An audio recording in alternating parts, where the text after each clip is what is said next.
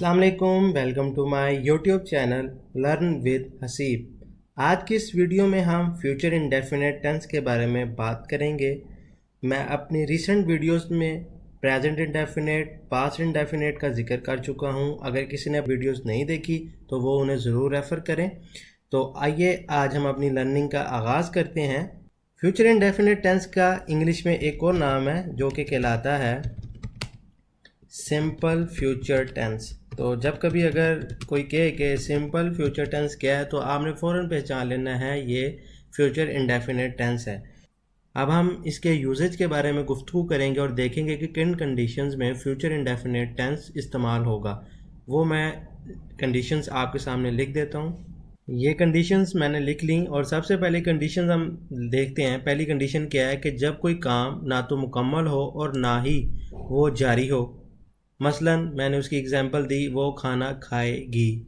ठीक है, ये काम हमें नहीं पता मुकम्मल है या जारी है। ठीक है, जब किसी आदत या मामूल का जिक्र करना हो, सेकंड कंडीशन हमारी ये है, मसलन वो स्कूल जाएगा। फिर एक और थर्ड कंडीशन, जब आलमगीर सच्चाई का जिक्र करना हो, और मैंने आपको बताया है कि आलमगीर ऐसी सच्चाई होती है जिसको कोई भी ना जुटलाए। मसलन परिंदे हवा में उड़ेंगे। इस सच्चाई पे कोई बंदा एतराज़ नहीं कर सकता कि परिंदे जो है हवा में नहीं उड़ेंगे। सब मानते हैं कि परिंदे हवा में ही उड़ेंगे। अब हम इसकी पहचान के बारे में गुफ्तगू करते हैं। आपको मैं ऊपर वाली एग्जांपल से समझाने की कोशिश करता हूँ कि देखें आप कैसे पहचान कर सकते हैं कि ये फ़िक्रा फ्यूचर इंडेफिनिट टेंस का है।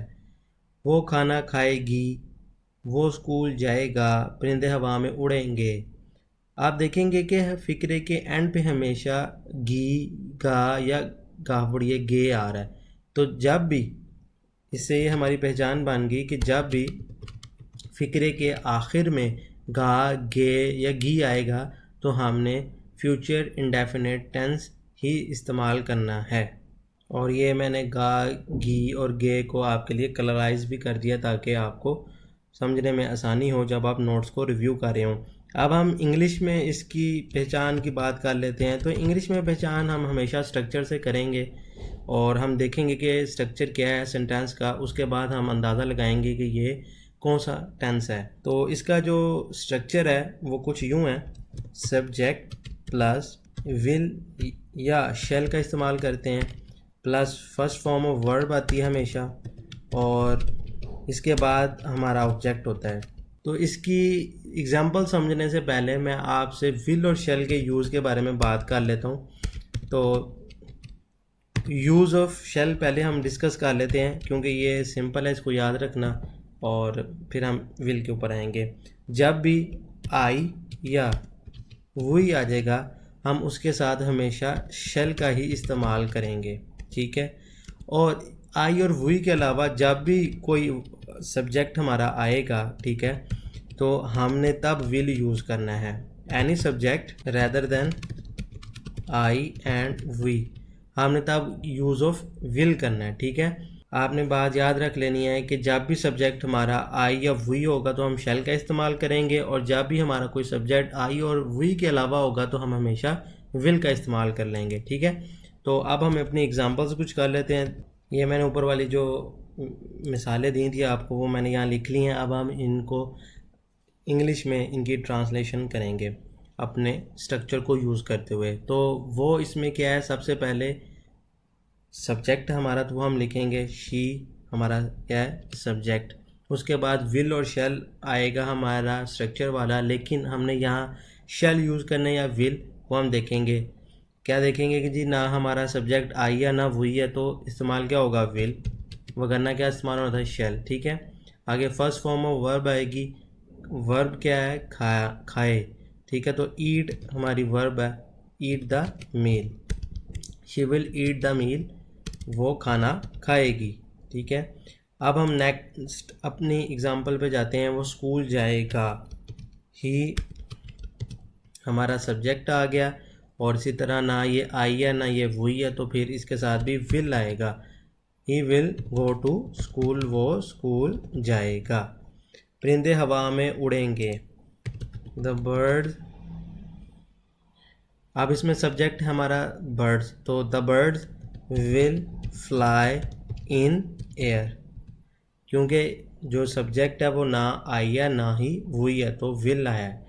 और उड़ने की इंग्लिश है फ्लाई इन एयर, हवा में, ठीक है। तो birds will fly in the air. ये हमारी क्या होगी, एग्जांपल्स होगी सिंपल टेंसेस की। अगर हमारा सेंटेंस अब नेगेटिव की आए तो फिर हमने क्या करना है, हमारा स्ट्रक्चर कैसे चेंज हो जाएगा, अब हम उसके बारे में डिस्कस करते हैं। हमारा स्ट्रक्चर तक थोड़ा सा बस चेंज होगा। सब्जेक्ट वैसे ही आएगा, विल या शैल आ जाएगा, प्लस उसके बाद नोट आ जाएगा, प्लस हमारी फर्स्ट फॉर्म ऑफ वर्ब आ जाएगी, और उसके बाद हमारा ऑब्जेक्ट आ जाएगा, ठीक है। अब हम इसकी कोई एग्जांपल मैं आपके सामने लिखता हूँ, फिर हम उसको देखते हैं, ठीक है। एग्जांपल मैंने लिख ली है, अब हम इनकी ट्रांसलेशन करेंगे। सबसे पहले हमारा जो फ़िक्रा है वो है हम हवाई जहाज़ में सफ़र नहीं करेंगे। तो इसमें सबसे पहला हमारा सब्जेक्ट है वी, तो उसके बाद हमारा विल या शैल आना है, क्योंकि यहाँ हमारा सब्जेक्ट वी है तो यहाँ शैल आएगा। फिर नोट आएगा स्ट्रक्चर वाला, वी शैल नोट। हमारी फॉर्म ऑफ वर्ब, पहले वर्ब क्या है, सफ़र करना, ठीक है। तो सफ़र करना की इंग्लिश होती है ट्रैवल, तो फर्स्ट फॉर्म ऑफ वर्ब आएगी तो ट्रैवल आएगा, we shall not travel in the airplane, ठीक है, कि हम हवाई जहाज़ में सफ़र नहीं करेंगे, एरोप्लेन करें। नेक्स्ट हमारा जो सेंटेंस है वो है तुम डॉक्टर नहीं बनोगे। इसमें हमारा जो सब्जेक्ट है वो है यू, ठीक है। अब आएगा विल या शैल, क्योंकि ना तो हमारा सब्जेक्ट आई या ना हुई है, तो फिर ये क्या आएगा, हम इसके साथ विल आएगा। यू विल नॉट आ जाएगा स्ट्रक्चर का। बनने की इंग्लिश होती है बिकम, क्या, डॉक्टर, ठीक है। You will not become doctor, तुम डॉक्टर नहीं बनोगे। तो ये हो गए हमारे नेगेटिव सेंटेंसेस।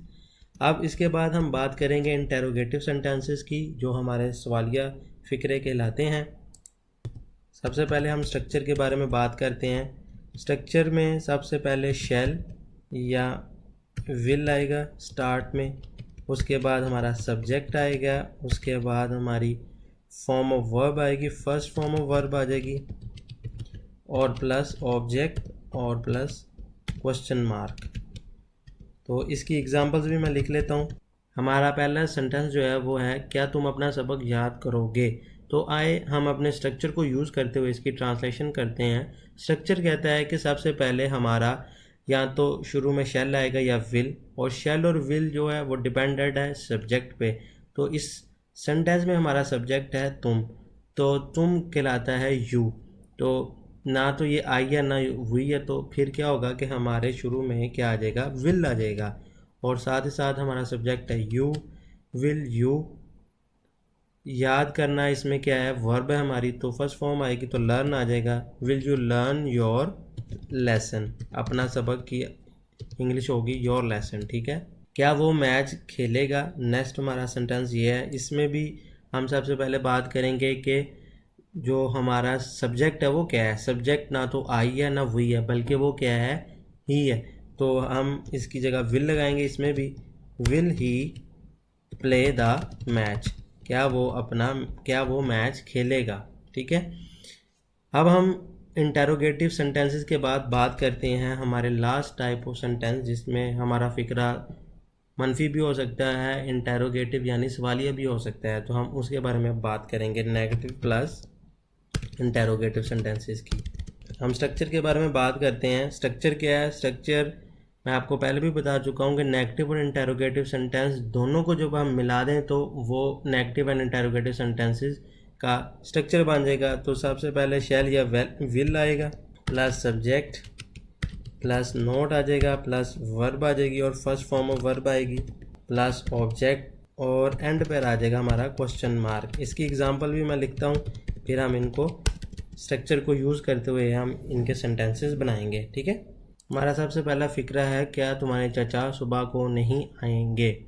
तो इसमें भी सबसे पहले हम अपने सब्जेक्ट को देखेंगे। इसमें जो हमारा सब्जेक्ट है वो है तुम्हारे चचा, यानी योर अंकल।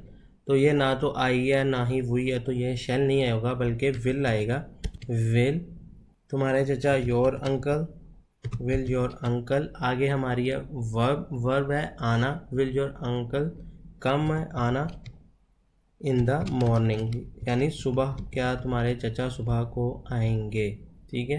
अब हम बात करेंगे नेक्स्ट हमारी सेंटेंस की तरफ, क्या हम कुरान पाक की तिलावत नहीं करेंगे। तो इसमें जो हमारा सब्जेक्ट है वो है हम, जो कि होता है वी।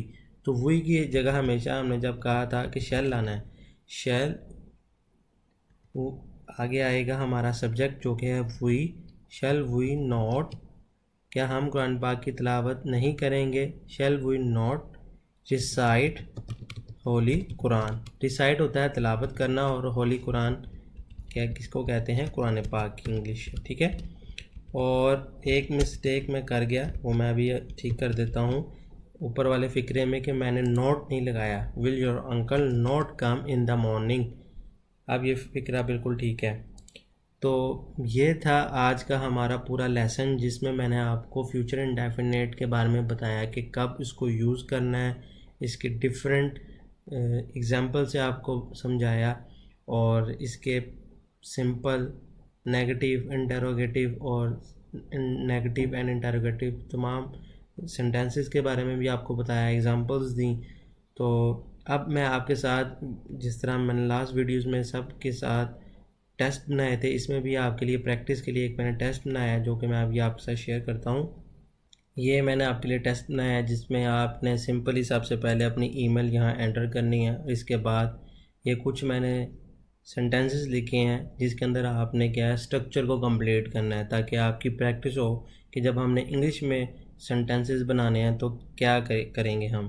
फिर इसके बाद मैंने ये इंग्लिश में लिख दिए हैं सेंटेंसेस, इसकी आपने उर्दू में ट्रांसलेशन करनी है, और यहाँ आपने अपना आंसर लिख देना है, ताकि आपकी प्रैक्टिस हो कि हमने जब इंग्लिश का सेंटेंस आना है तो उर्दू में उसकी ट्रांसलेशन कैसे करनी है। और यहाँ मैंने उर्दू के सेंटेंस दिए हैं ताकि आप इसकी मुकम्मल इंग्लिश में ट्रांसलेशन करें, और आपने जो आज सीखा है उसको बेहतर तरीके से याद कर सकें और समझ सकें। आई होप कि आपको ये मेरी वीडियो पसंद आई होगी, तो आप ज़रूर अपने फ्रेंड से, फैमिली से शेयर करें, और मेरे चैनल को सब्सक्राइब कर दीजिए। Thank you so much for watching. Allah हाफिज़।